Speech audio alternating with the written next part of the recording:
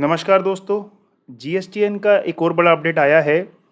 इस अपडेट में जीएसटीएन ने कहा है कि वो एक नया लेजर इम्प्लीमेंट कर रहे हैं जीएसटी पोर्टल पे। उन्होंने ऑलरेडी कर भी दिया है अगस्त 2023 के महीने से। इस लेजर का नाम है electronic credit reversal and reclaimed statement कहिए या लेजर कहिए। अब ये है क्या दोस्तों? Electronic credit reversal and reclaimed ledger. इसको समझने के लिए आपको इसका थोड़ा बैकग्राउंड समझना पड़ेगा दोस्तों कि ये लेजर क्यों लाया गया है, इसकी रिक्वायरमेंट क्या थी और इसका इफेक्ट क्या होगा टैक्स पेयर्स पे। तो मैं पहले इसका आपको थोड़ा बैकग्राउंड बताता हूँ कि ये लेजर क्यों लाया गया। अगर आपको याद हो दोस्तों, 5 जुलाई 2022 को एक नोटिफिकेशन आई थी 14/2022 सेंट्रल टैक्स की। उसके बाद ही एक सर्कुलर आया था 170/2/2022 6 जुलाई 2022 को, जिसमें सीबीआईसी ने uniform GST claim and reversal practice जो है वो इंट्रोड्यूस की थी, वो इम्प्लीमेंट की थी। अब ये uniform GST claim and reversal practice क्या है दोस्तों? कि सीबीआईसी ने जब देखा कि टैक्स पेयर्स जो हैं वो कई डिफरेंट प्रैक्टिसेस फॉलो कर रहे थे अपने जीएसटी रिवर्सल के लिए और क्लेम करने के लिए, तो सीबीआईसी ने इस सब को कंसिडर करते हुए एक यूनिफॉर्म प्रैक्टिस जो है वो इंट्रोड्यूस की थी, वो इम्प्लीमेंट करी थी कि अब से सारे टैक्स पेयर्स यही प्रैक्टिस फॉलो करेंगे for claim and reversal of their ITC. अब उस प्रैक्टिस में एक जो मेन पॉइंट था रिवर्सल का वो था टेम्पररी रिवर्सल। रिवर्सल दोस्तों दो तरह के होते हैं, एक परमानेंट रिवर्सल, एक होता है हमारा परमानेंट रिवर्सल और एक होता है टेम्पररी रिवर्सल। तो ये जो स्टेटमेंट है जो अभी इंट्रोड्यूस किया है जीएसटीएन ने, जिसके बारे में हम आपको बताने जा रहे हैं, ये बेसिकली डील करता है टेम्पररी रिवर्सल को। टेम्पररी रिवर्सल को भी मैं अभी डिटेल में आपको बताऊंगा थोड़ी देर में, अभी पहले उसका ब्रीफ समझ लीजिए। टेम्पररी रिवर्सल वो रिवर्सल होते हैं जो आपको एक बार रिवर्स करने होते हैं बिकॉज ऑफ सम कंडीशंस, वो हम बताएंगे क्या कंडीशंस हैं, और देन फिर आप उसको बाद में रिक्लेम कर सकते हैं जब आप वो कंडीशन जो है वो फुलफिल कर देते हैं। तो ये टेम्पररी रिवर्सल होता है। परमानेंट रिवर्सल होता है जो एक बार रिवर्स हो गया फिर आप उसे रिक्लेम नहीं कर सकते, that is permanent in nature, right. तो टेम्पररी रिवर्सल की हम यहाँ पे बात कर रहे हैं। अब टेम्पररी रिवर्सल के लिए जो जीएसटीएन ने गाइडलाइन इशू करी थी, सीबीआईसी ने भी, उसमें क्या कहा था कि टेम्पररी रिवर्सल जो है वो आपको सारे 4B2 में दिखाने हैं। रिवर्सल के दो कॉलम होते हैं, 4B1 4B2, अभी हम उस पर भी आएंगे दोनों कॉलम्स पे। 4B2 में आपको रिवर्सल दिखाने हैं। देन अब जब आप उसको वापस से क्लेम करेंगे किसी सब्सिक्वेंट रिटर्न में, तो आप उसको क्लेम करते हैं 4A5 में। टेबल 4A5, ये सारी टेबल्स की बात हो रही है जीएसटीआर 3B की। 4A5 में आप रिवर्स करते क्लेम करते हैं और उसको आप रिपोर्ट भी करते हैं 4D1 में। यानी रिवर्सल जो है वो 3 जगह जाता है। जिस पीरियड में आप रिवर्स करते हैं उसमें 4B2 में आप दिखाएंगे, जिस पीरियड में आप क्लेम करेंगे उसमें 4A5 और 4D1 में आप दिखाएंगे। अब इसको हम एक एग्जाम्पल की माध्यम से समझते हैं, तब आपको ये बेटर समझ आएगा।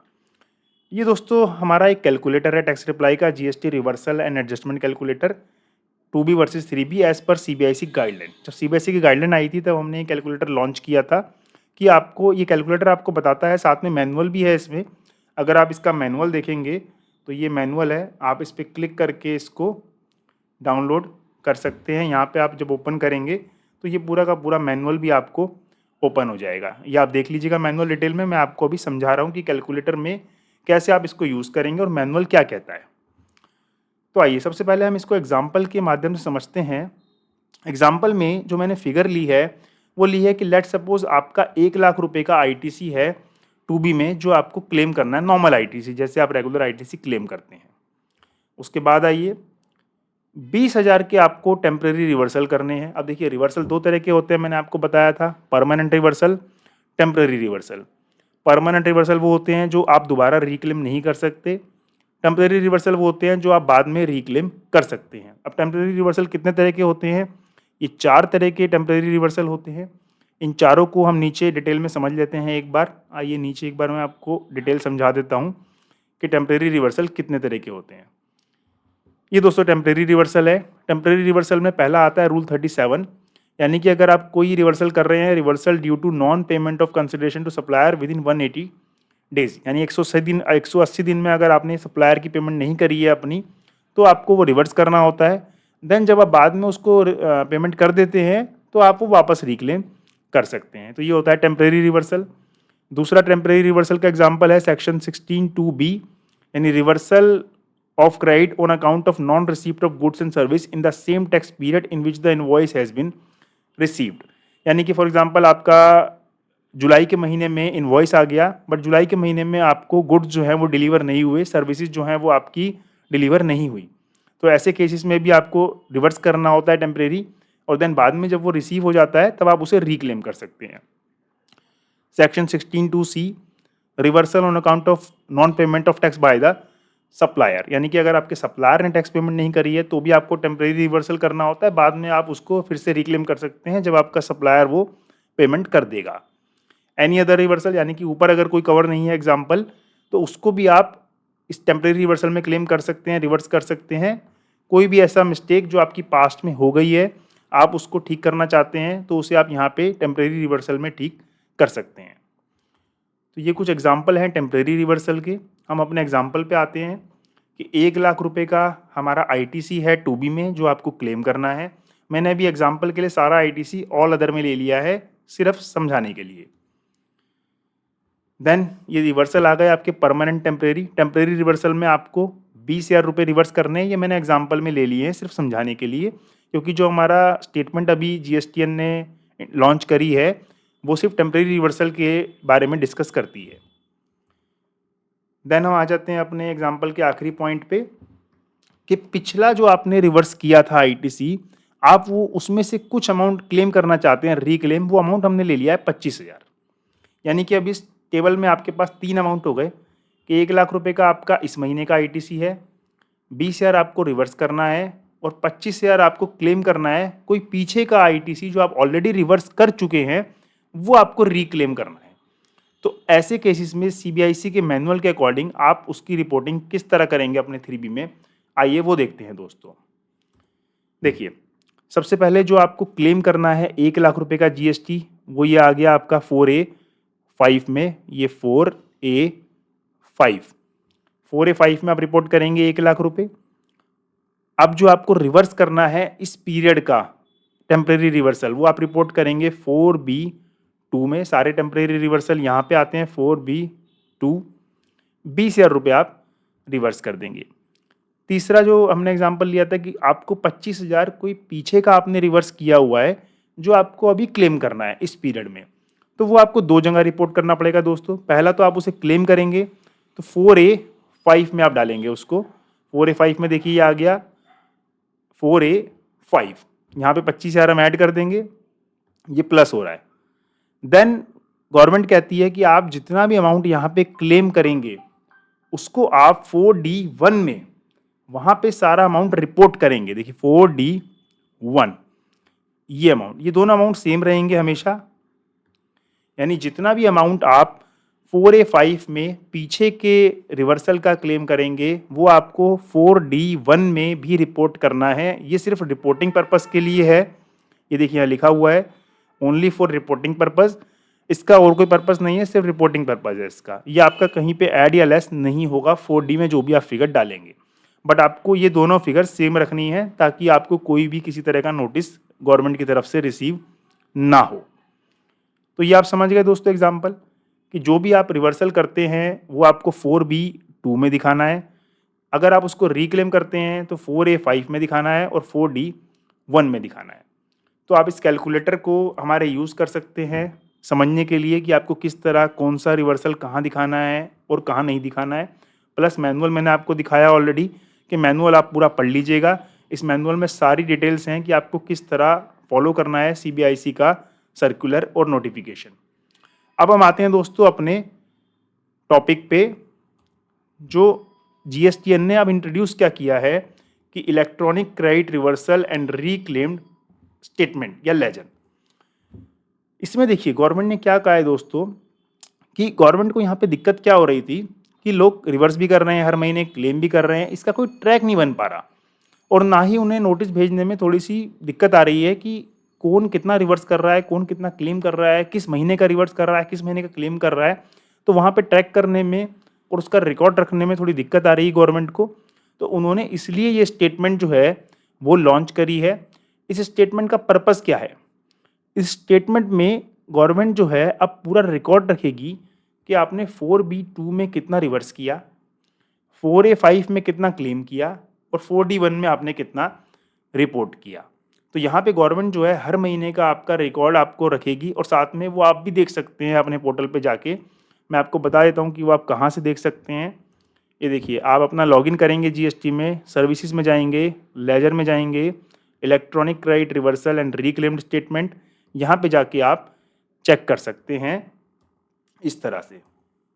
प्लस यहाँ पे जीएसटी की तरफ से एक और रिक्वायरमेंट आई है कि आपको अपना जो ओपनिंग बैलेंस है वो डिक्लेयर करना है पोर्टल पे। अब मैं आपको बता देता हूँ कि इसमें क्या डिक्लेयर करना है और क्यों करना है। देखिए दोस्तों, गवर्नमेंट ने जो एडवाइजरी जारी करी है उसके अकॉर्डिंग वो ये कह रहे हैं कि जो ये स्टेटमेंट प्रिपेयर किया जाएगा, नया स्टेटमेंट, वो अगस्त के महीने से प्रिपेयर किया जाएगा। यानी अगस्त से गवर्नमेंट शुरू करेगी इस स्टेटमेंट को प्रिपेयर करना।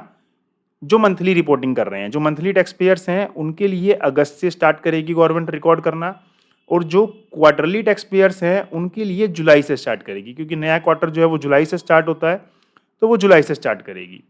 मंथली के लिए अगस्त, क्वार्टरली के लिए जुलाई। तो ऐसे में क्या होगा दोस्तों, जब गवर्नमेंट अगस्त या जुलाई से जब स्टार्ट करेगी इसको रिकॉर्ड करना स्टेटमेंट को, तो उससे पहले के बैलेंस का क्या होगा जो आप रिवर्स कर चुके हैं।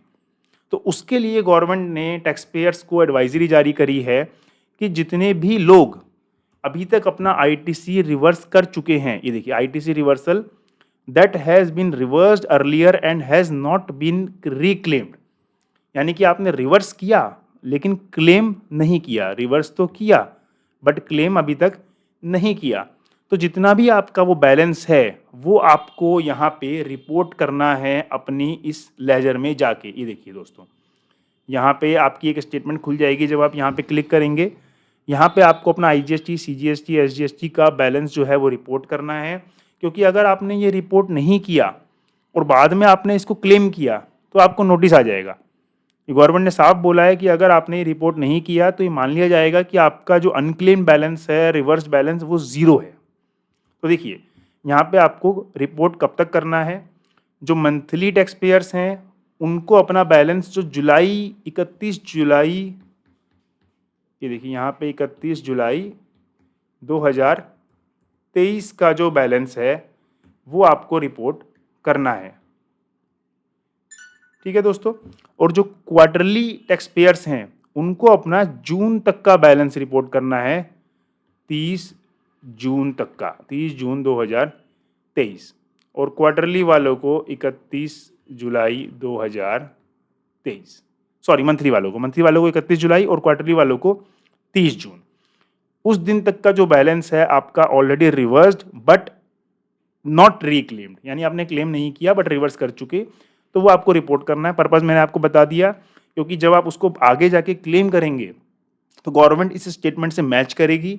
अगर वो इस स्टेटमेंट में बैलेंस आ रहा होगा तो ही आप रिक्लेम कर पाएंगे, अदरवाइज आपको वहाँ से नोटिस आ जाएगा कि आप रिक्लेम कर रहे हैं बट आपके पास कोई भी रिक्लेम में बैलेंस तो पड़ा ही नहीं है। तो आगे तो क्योंकि अगस्त से तो गवर्नमेंट खुद ही मेंटेन कर लेगी, लेकिन अगस्त तक से पहले जो आपके रिवर्स हो चुके हैं वो आपको खुद ही डिक्लेयर करने हैं, सेल्फ डिक्लेयर। छोटा सा स्टेटमेंट है दोस्तों, कोई ज़्यादा बड़ा काम नहीं है। आपके पास जो भी समरी बनी हुई होगी रिवर्सल की, जो आपके टेम्परेरी रिवर्सल हैं, वो आप इस स्टेटमेंट में रिपोर्ट अपने कर दीजिएगा, टेम्परेरी रिवर्सल सारे के सारे। अब इसकी डेडलाइन क्या दी है गवर्नमेंट ने रिपोर्ट करने की, इसको आप 30 नवंबर 2023 तक रिपोर्ट कर सकते हैं, जितने भी आपके रिवर्सल हैं 30 नवंबर तक आप रिपोर्ट कर सकते हैं। प्लस आपको 3 मौके दिए जाएंगे इसको एडिट करने के, यानी कि आप 3 बार इस फिगर को ऑल्टर कर सकते हैं, उससे ज़्यादा बार ऑल्टर नहीं कर सकते। तो ये फिगर ध्यान से डालिएगा, 3 बार की ज़रूरत ना पड़े, आप एक ही बार में ठीक फिगर कैलकुलेट करके डालिएगा।